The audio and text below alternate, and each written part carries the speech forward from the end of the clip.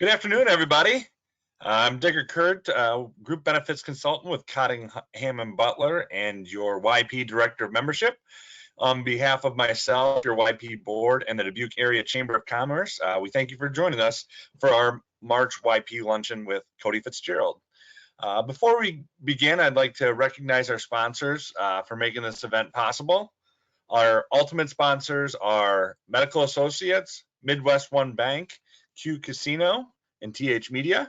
And then our silver and YP corporate sponsors are Cartograph, Collins Community Credit Union, CNB, Woo Woo, Dupaco, Dutrack, Eagle Point Solar, Forge Social, Fidelity Bank, Grand River Center, Grand River Medical Group, Green State Credit Union, IIW, John Deere Dubuque Works, Kinsinger, Harmon, Conrarity, and Attorneys at Law, Kunkel and Associates, McCoy Group, McGraw-Hill, Pepper Sprout, Tyson's Home Farm and Auto, and Platinum Supplemental Insurance. I'm pleased to welcome today's speaker, Kody Fitzgerald. He is the owner of Omni Digital Group, sharing his program Own the Day, Own Your Life. Kody is a 27-year-old entrepreneur who is now based in the Iowa City area. Originally from and living in Dubuque, he worked for Cottingham and Butler for 6 years before starting his own companies, an insurance firm, as well as an advertising company. He loves to road bike, read, and hang out with friends and family. Occasionally, you can find him cheering on the Hawkeyes, but we'll settle for him on TV until then. He's got a lot riding on the March Madness here, best Iowa team ever. So he might be a little nervous going into that, but go Hawks. Please give Kody a warm YP welcome. Yeah, thank you so much, Digger. I'm super excited for this talk. I've always wanted to do stuff like this and just pour back into people, really from just everything that I've ever done. I feel like from a young age, I'm 27, I've been able to go through things in life, and I'll share a bunch of those today and learn things that hopefully will add value to you. And today's talk really is just going to be all around what I kind of want to make my life's mission, and that is to master every single area of your life. I think if there's one thing I want you to take away from this talk today, it's that you can win in every single area of your life. For so long, I was singular focused strictly on business, and we'll talk about a lot of those things, but that where I've gotten most fulfillment and where I've gotten most happiness in my life is when, I have just absolute focus and intention to win in every area. So the question I want to pose everybody with, and I'll pose you with a lot of things, give you a lot of action items from today's talk, and bear with me a little bit. My allergies are going off a little bit, so I have maybe a little bit of a cough. But the question I want to pose you with initially is this, and I love asking people this, is how many people do you know in your life, right, that win in every single area? And I'm talking anything from, we'll talk about like my biggest values, but biggest things of such as like family, in their career, with their money, with their health, with their faith, with their travel, with their recreation, with their friends, every single area. And, if we're all honest with ourselves, it's not very many. And I would challenge you to think about how you can win in every area of your life, to be that person, an example for other people. So really challenge you to do that. But let's dive in here to just initially, I want to share a little bit more about me and kind of my story, and actually kind of what got me this speech today and this talk with you guys. And that was being vulnerable. So I just want to hit on a bunch of different things to kind of go back to when I was 19 years old. Went to Iowa State, definitely not a Cyclones fan, definitely a Hawks fan, living in Iowa City now, but dropped out of school at 19. And really I didn't have a great understanding of why I was there, right? What I actually wanted to do. I've known the specific things that I wanted to do, but with that degree, how I was actually going to use it. So dropped out of school at 19. And then about 3 months later after that, started working for Cottingham and Butler at 19 years old, probably one of the youngest employees they probably ever had, just under the circumstances, but got an internship where I was literally just making cold calls. So picking up the phone for the first time, making a cold call, leading other salespeople at 21 years old. And then at 25 years old, after a successful career there, leaving a six-figure job to start over at zero, to start my own companies. Things like basically what we did was we built a software but I knew nothing about building a software, growing companies from scratch. Didn't know how to grow companies from scratch. Now, even when we have companies, getting fired by clients for making mistakes, ouch, like that happens. Lying awake at night, wondering if you're capable of doing the things that you actually want to do and the things that I want to do. Making investments in things financially and they don't work out. Competing against bigger competitors that we have in the spaces that we compete in, right? All these different things. And the biggest reason that I bring these up is because I think we, as human beings, we need to learn how to think about fear properly. And I'm going to talk about it more in future slides, but one of the biggest ways that I make decisions is really two main ways. And I would challenge you to think about this as well, is reaching my full potential as a human being. The singular reason why I left my former job to start my own companies was because I felt like in the business world, to reach my full potential, I had to be an entrepreneur because it's kind of the ultimate playground for business. Now, that's just me though. But on the other hand, the biggest thing when it came to all of these things was that I was scared during every single one of them, guys. Like there wasn't one of these things. When I was dropping out of school at 19, I mean, the societal pressure, the parents' pressure, friends' pressure, it was very uncomfortable. But the biggest thing that you have to realize, and that now one of my favorite quotes is by Steve Jobs, and that you can't connect the dots, basically looking forward. You only can connect them looking backwards. And every single one of these decisions that I made on this screen or things that happened, I wouldn't trade it for the world. Getting fired by a client, you're like, Kody, why would you not want to take that back and not get fired by the client? Because it caused us to learn, it caused us to adapt and to get better and to be better in the future for all of our other clients. So that's just a little bit of kind of my background and we'll talk more about it. But just that's really what got me to speech was being vulnerable about some of the things that have happened in my life. All right, so practical tip number one. And I'm going to hit you guys with things that I hope are a little bit different that maybe you haven't necessarily thought of before. I thought about doing some of the cliche stuff, if you will, which I think is always good to talk about, but I want to talk about things that are a little bit more unique and really get you thinking. So practical tip number one, become a two-path person. Now, what does that actually mean? So I think there's going to be so many times in our lives where I call them moments of courage, where we're going to come to two paths. Down path number one, you know exactly how that's going to go. Leaving school for me or staying in school, right? If I would have stayed in school, I would have gotten a 4-year degree. I would have had that degree to go get a job. Who knows what that would have been? We will never know that. But it was a safe, it was a known bet that I could have made. Down path number two, though, was this dream and this vision of something more, of not knowing exactly what I wanted to do, but I knew that I wanted to do something big, that I wanted to do something different. And I always knew I wanted to do one of three things. And I've been fortunate for that. I wanted to be in sales, I wanted to own my own companies, and I wanted to start a private equity company. I didn't know exactly how I was going to do that, but I felt like being in school was not the answer. And now looking back, almost 8 years later, I mean, I would not trade that decision for a second, even though it was super hard. Another big decision I had to make in my life when I was leaving my job after 6 years at Kody, Hamilton Butler, it was extremely uncomfortable because of many reasons. I loved it. I loved the people there, made great money, had a ton of fun, developed a lot of great relationships. But ultimately, that path was known. Again, I knew exactly what was going to happen. I would just get more clients, would have more success. Everything was great. There's certainly nothing wrong with that. It was just that second path, that path of pursuing that dream of starting my own companies. That path excited me so much because it was the path that I always dreamed of, number one, but it was that path that would help me get closer to my ultimate goal in life, which is reaching my full potential. And that's, again, one of the ways that I make decisions. So I'd encourage you, do you have a big decision that you're trying to make?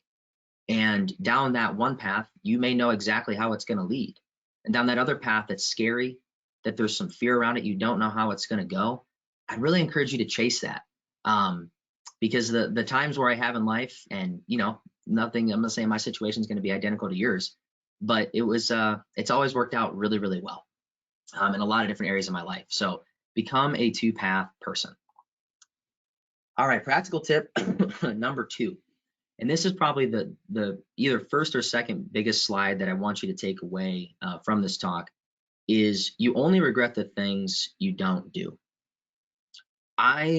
Whenever I'm making a decision in my life, I mentioned this a little bit earlier, I make it with the lens of when I'm 85 years old, if I don't do this, if I don't pursue this, if I don't chase this, if I don't make this decision that's uncomfortable in the moment, will I be 85 years old and regret that? And here's the picture that I want you to want to paint for you.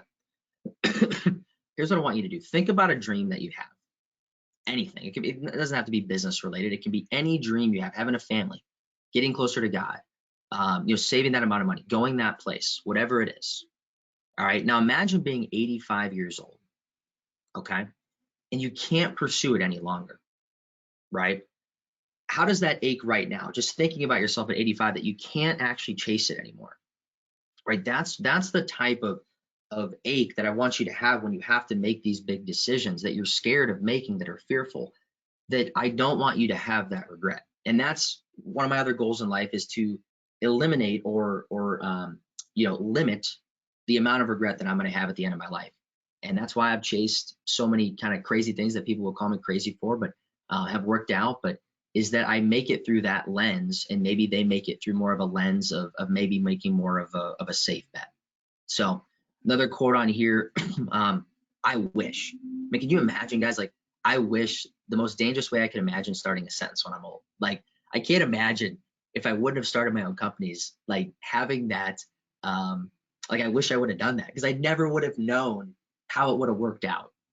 Right. And that's another thing, another way that I make decisions is I have to get to know. I have to get to KNOW. I have to know how it tastes versus that, bitter taste of that regret. The weight of regret is pain. The weight of action is a dream coming true. No matter what your dream is, you just have to take a little bit of action every single day. It doesn't have to be big. And I guarantee you that over time, you're going to get closer to it. And I'm very upfront with people, and I love asking people what their dreams are, but I think we all know deep down what we truly want to do. And if we aren't doing that, get very clear, like journal about it, write about it. I was talking to a friend last night about this, my buddy Jake Wagner. Like, get very clear and crystal clear on what is your actual dream? What do you want to accomplish with this one life you have? Because I think most people, they don't even really think about that, So regret, it's a big thing, big thing. Practical tip number 2. Gary Vaynerchuk, we have this sign in our offices. I see it every single morning. You only regret the things that you don't do. Another great quote by Ryan Serhant from his book, Big Money Energy, $1 million listing, a New York realtor, is, I would rather regret the things I did than the things I never tried. And that is really the epitome of my life, because you're never going to regret the things you do. You're only going to regret that thought of the what if. All right, practical tip number 3. One of my favorite business influencers is a guy by the name of Grant Cardone. And he has this quote: pay the price today so you can pay any price tomorrow. And I have that as the background on the wallpaper on my phone for many different reasons. Number one, when I don't feel like taking action, okay? Chris Houlihan, great friend of mine, we were just talking a little bit ago about how, picture yourself 10 years from today, right? The 10-year version of yourself in 10 years isn't going to care if you didn't want to get up and go to the gym this morning. It's only going to care, did you pay that price? You can pay any price tomorrow. And the other way that I think about this is you have to understand your values to understand what type of price that you're willing to pay. I'll give you a clear-cut example for mine. My biggest 4 values as a person is faith, family, freedom, and then loyalty. And when it comes to that third one, freedom, it allows me to really chase the faith and the family portion.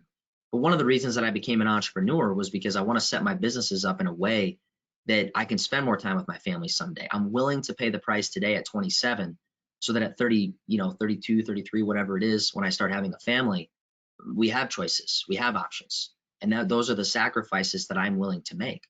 So another challenge that I would ask you to do is, what type of price are you willing to pay so that you can pay any price tomorrow? What type of sacrifices are you willing to make today so that you can basically have that life that you want someday? And another thing I would really tell you to do, another action item, and I've done this and I know my number, reverse engineer your life.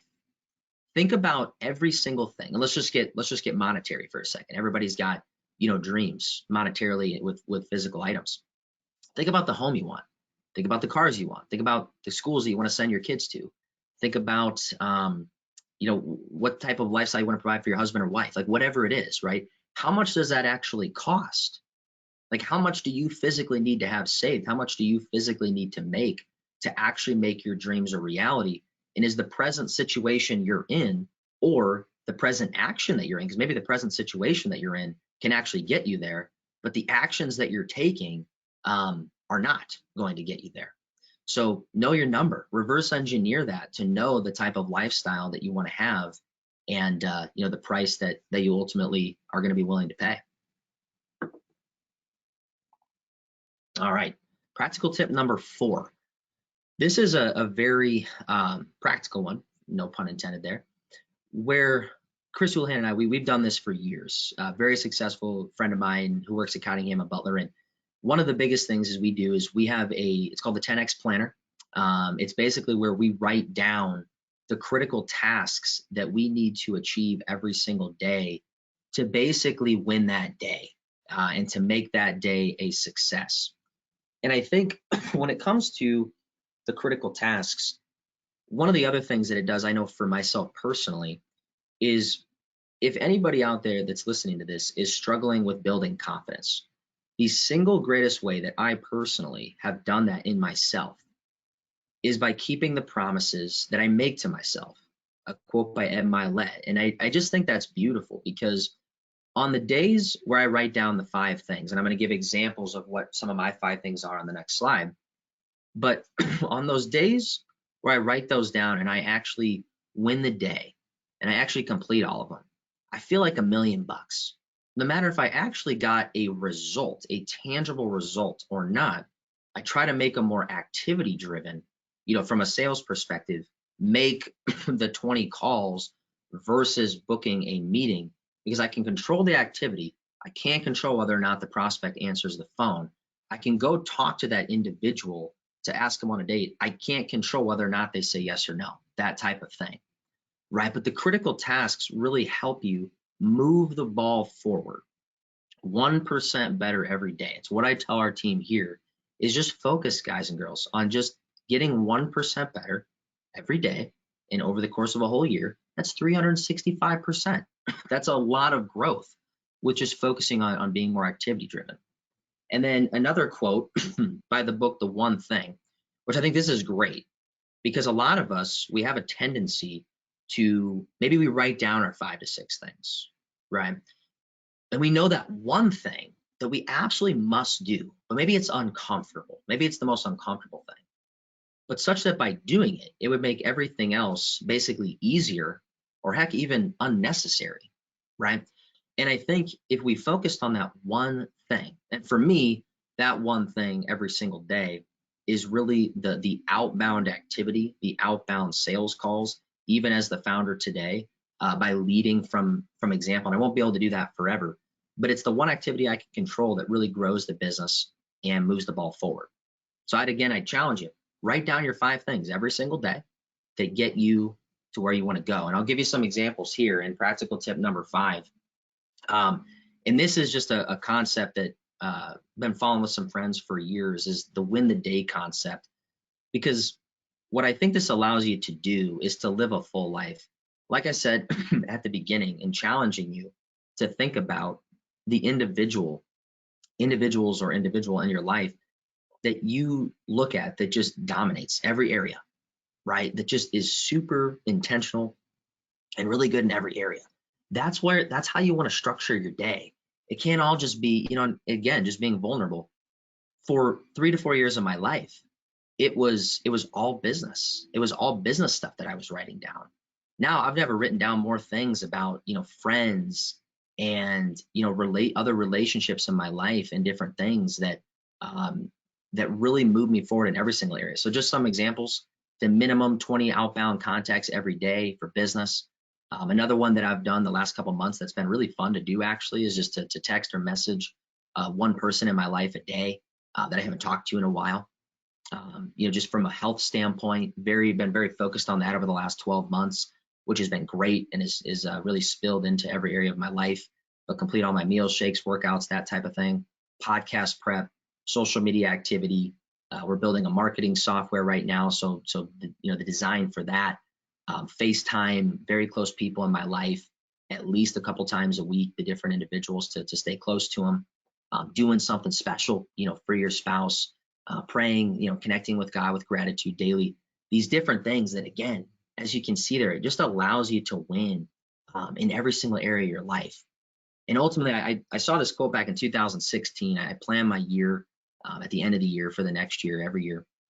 And this quote always has stood out to me, and I've never forgot it. Is your days are your weeks, are your months, are your years, is your life. So think about that. If you want to have a successful year, it starts today. And if you win the day, and if you win maybe 4 out of 5 days of the week, well, then you won the week, right? If you win 3 out of 4 weeks of the month, you won the month. And if you're winning 8, 9, 10 months out of the year, you won the year. And that just allows you to really see progress over that long period of time. But that it all starts with a daily win and winning in all areas, such as the examples that I have there. All right, kind of a break in the practical tips for a second. One of the things that I've been probably more so than any other year, very, and I said this earlier when I was practicing intentional about, which it's one of the words, but is coming up with words for my year that I really want to define me. And that, to tell you, I feel like I've done a really good job so far this year with working on being unrecognizable. And I'll explain that here, what I mean by that in a second. But it's because it's kind of the core focus. I write it down daily. I think about it daily of how can I be unrecognizable today? And, examples of being unrecognizable, it's like, how can I be unrecognizable from a physical standpoint, health? How can I be unrecognizable in how I treat people? How can I be unrecognizable in how I service our customers, right? Just making it the thread that's through everything that allows me to take it to another level and to want to basically at the end of the year be like, wow, I just shocked myself again in every single area of how much I've advanced and how much I've grown as a human being in every single one of those areas. And the second word there, I've been talking a lot about recently with folks of, not necessarily when they have challenges, but, with different things that they have going on in their life. I think if we can learn to be more intentional, and let's talk about relationships just for a second. If we can learn to be more intentional with how we're treating our friends, family, and intimate relationships, I think it's going to go a long way. And intentional, what I mean by that is, how can you go out of your way to show your spouse that you care, to show your kids that you care, to show your friends that you care? One of the things I've been doing recently is sending voice memos, the voice, where you can send it through text on your phone versus just texting somebody that I'm thinking about them so that they can hear my voice. It's a way to, again, be unrecognizable. It's a way to be intentional and to just connect that much more with people in your life. All right, practical tip number 6. So success to me is to be the most respected, is to be respected the most by the people who know me the best. And that's a quote by my guy, Jordan Montgomery, who I've met since living here in Iowa City. A great follow on social media if you don't. But when he said that quote to me, probably about a year ago, what it did in me was, and I don't know how you define success, and that'd probably be another action item from this talk, is how do you define success, right? And this particular quote has stuck in my mind more so than maybe anything I've ever heard. And really one of the bigger reasons is because, and again, just being vulnerable, there's been periods of my life where I've put work above relationships. And You know what's amazing, and I'm going to talk about this in another slide, so I'll steal some of the thunder now, but what's amazing is that when you put relationships, because in my opinion, I mean, that's truly what life's all about, whether it's personal, business, intimate, whatever.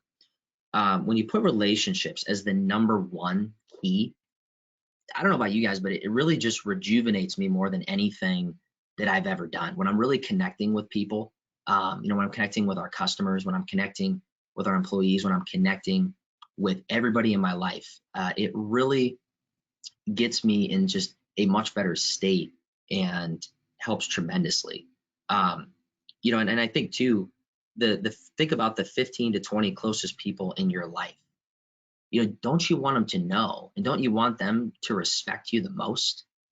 Right. So just a huge takeaway there for me of kind of pivoting and redefining in my mind what I think as successful, is really just because it used to be different for me, but now it's really all around people, and it's really all about relationships.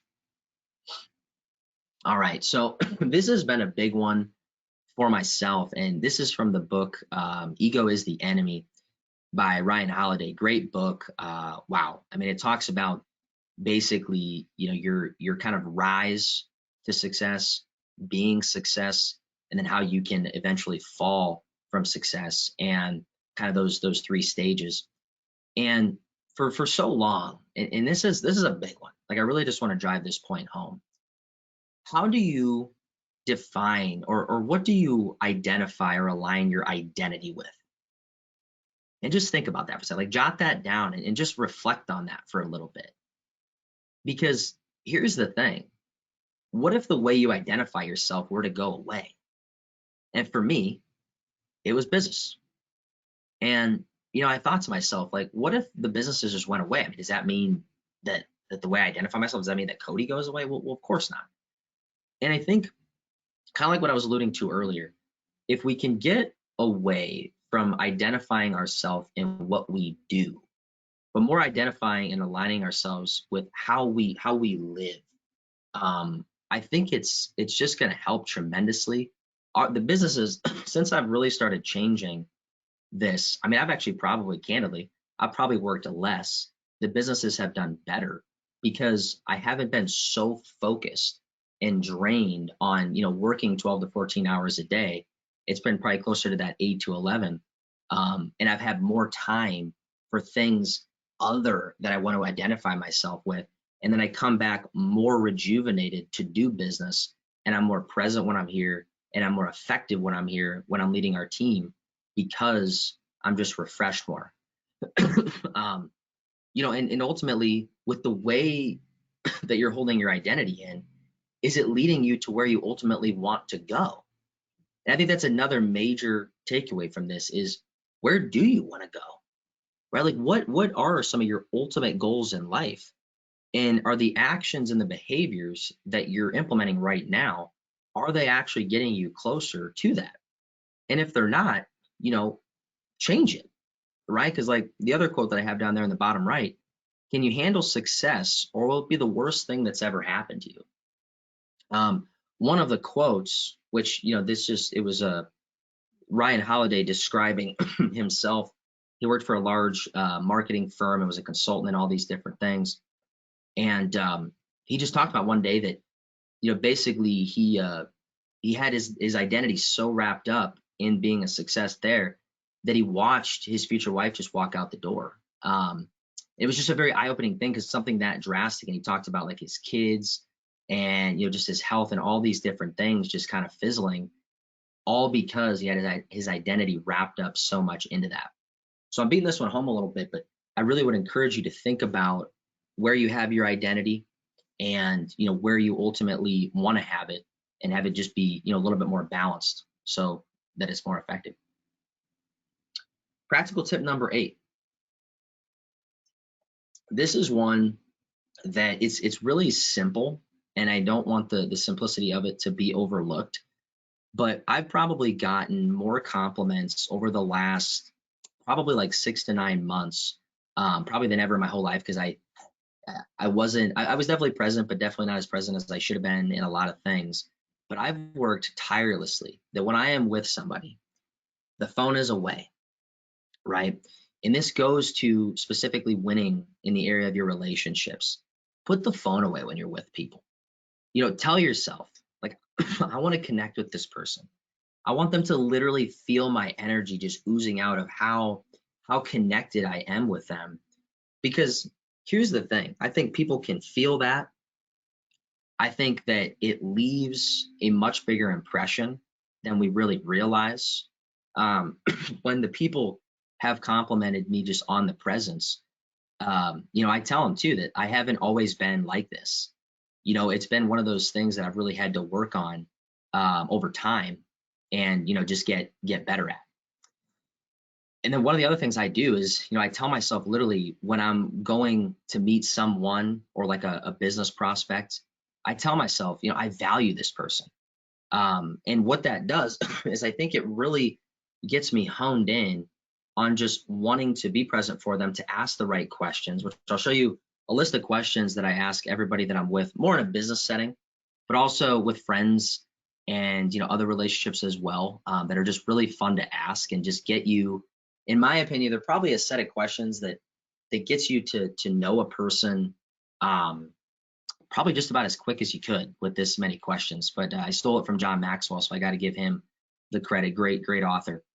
But yeah, let's dive into those quick. So the questions that I ask people, I'll read them, and then there's one at the end that I just want to hit on. What is the greatest thing you've ever learned in your life? Imagine just asking somebody that. What are you learning now? This third one is probably one of my favorites because it really shows the vulnerability of somebody, but also I feel like, at least in my experience for myself, I've learned a tremendous amount from my failures. I tend to assess my failures a lot more than my successes, which need to do a better job on the successes. But the failures, man, just because they're so painful, you tend to learn a lot. What three experiences or events have impacted your life most? Super fun to learn about somebody. Who do you know that I should know? That connection, the building of that. And I've met so many people in Iowa City just from that one question. And being intentional and present when I'm with the person, when I'm asking this, and just, adding value to them in other ways, they want to share their network with me. What should I read? What have you done that I should do? Another really fun question. How can I add value to you? And then what are your three truths? What are three things, just to build on that one? What are three things that if you couldn't leave, any sort of articles, blogs, videos, nothing to, let's say, your descendants, right? To, let's say, to your kids or your friends or your family, like what are those three things? And it's just really fun to ask people these questions, specifically that one, because it really shows you who they are, and just asking that one question is going to cut pretty deep to maybe conversations. I had one friend comment that he's had a friend for, like 22, 23 years that didn't even know some of the stuff that I was asking him after, 5 minutes. And it's just like, that's why these questions are so powerful, is because they allow you to get deep with people and to really get to know them. Practical tip number 9. So the richest person in the world and the poorest person in the world both have 24 hours in a day. I think the way that we treat time is really interesting, with everybody. I think how we actually spend it, how intentional, to use that word again, we are with our time. That's why I think I've been able to, just to hit on a prior point, I've been able to shift and be better in other areas of my life, is because I have less wasted time. The reason I'm able to work less is because I try to be more effective when I'm here at the office, so that I can leave at a reasonable hour to go do the other things that I want to do. Because just because you work 10 hours a day, I mean, did you really work 10 hours a day? Or did you work like 2? But the other 8, you were, goofing off, right? Or not productive. But the other reason I really like this quote, and I can't remember, so I don't have the credit there, I can't remember who had said it, but is that if you really think about that, time is the ultimate equalizer. Somebody could have more money than you, somebody could have more connections, whatever it is, right? But we all have 24 hours in a day. And the other thing I'd really encourage you to do is to audit your time. Where are you actually spending it? If you say, like, you and your spouse, oh, we don't have time to to just go on dates or to be with each other. Well, do you really? Or if you're more intentional with your time, could you set up that 1 to 2 days a week where you could connect, just the two of you as an example? Or do you really not have the time to make the sales calls? Or are you just making the excuse because you're organizing, during that time or whatever it is, right? And the other thing that I would encourage you to do, and this is what I do in my 10X planner where I write down my critical tasks, is it has a schedule on the left-hand side. And I basically block my time in 30-minute increments throughout the day. And sometimes, it could be a 2-hour increment, but it takes 4. But that way that I know that I'm not going to have any white space on my calendar to basically not know what to do. Because I think probably the biggest reason why people waste time is they don't have anything to fill it with, right? They don't know what they're actually trying to achieve, and they don't know what they're really trying to do. So 24 hours in a day, guys, equalizer. Use it wisely and audit your time and then schedule in 30-minute increments. Practical tip number 10. I absolutely love this one. Outside of the regret piece and probably just the overall win the day concept, I think this is one of my favorite ones because I just feel like I've kind of done this naturally over the last 8 to 9 years. But placing yourself in uncomfortable situations daily. One of the quotes that I really, really like that I got to give myself some credit for this one, I did come up with is, I'm only comfortable when I'm uncomfortable. And it sounds crazy, but because when I'm uncomfortable, I know that I'm growing. I know that I'm getting better. I know I'm proud of myself in those moments because I'm actually taking the action that chances are I was probably scared to take that I actually ended up taking. And just some examples here, talking to the guy or girl or business contact, started talking to this girl a couple of months ago, walked up to her in a bar and just introduced myself, right? It's things like that, making the sales call. When you're scared to, right? Confronting a habit, you need to stop. Talking to your boss or your friend about an uncomfortable topic. Striking up a conversation with a complete stranger. If anybody's crazy enough out there, I did a challenge where I tried to meet one new person every single day for 30 days. And I did it all but 3 days. I met 27 new people in 30 days. And I'm telling you, like, it's fun to see it in yourself. You guys know, right? We've all done uncomfortable things. And after we do it, we're like, yeah, we're giving ourselves a little pat on the back. Like, we're feeling good. And imagine if you did that every day, how much you would grow, but also how proud of yourself you'd be. Stop wasteful spending, stopping the negative talk, just the uncomfortable things that you just have to confront in your life. And the other thing that I'll tell you, and this is just kind of another quote that I've come up with is, and I mentioned it a little bit, but with situations where I don't know where the result is going to be, let's take the sales call. I get so much angst over, like, I have to know what that result is. Like, I can't not know what the result is. Because here's the deal. If you don't make the sales call, or if you don't go talk to that stranger, that guy or girl, here's what's going to happen is it's already a no. And it's so basic, it's so cliche, but at least if you attempt it, you take the action, at least you then know, KNOW, right? And I think it's just the way that I've lived my life over the last couple months. And it's been great in business and outside of business. So would really encourage you to place yourself in those uncomfortable situations daily, or at least a couple times a week for sure. All right, and the bonus last slide here, your potential, the absolute best you're capable of. That's the metric to measure yourself against. And that's the biggest thing that I said kind of at the beginning of the first couple slides is potential.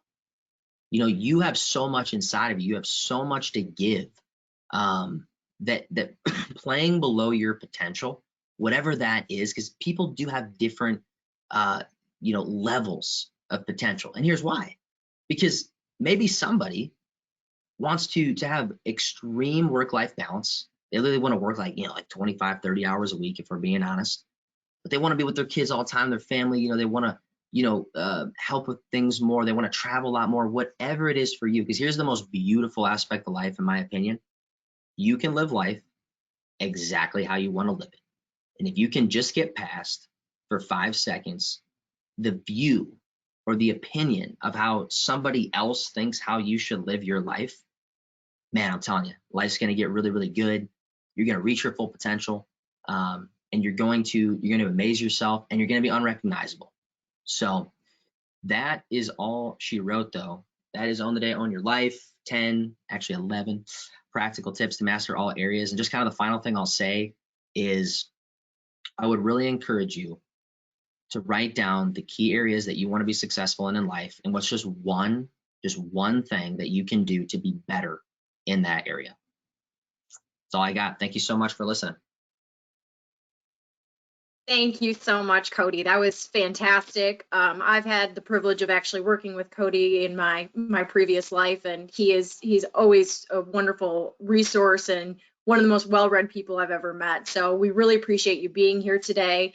Thank you to all of the attendees that are on here today. We hope you have a wonderful St. Patrick's Day, and please keep an eye out in your emails for information about our April luncheon.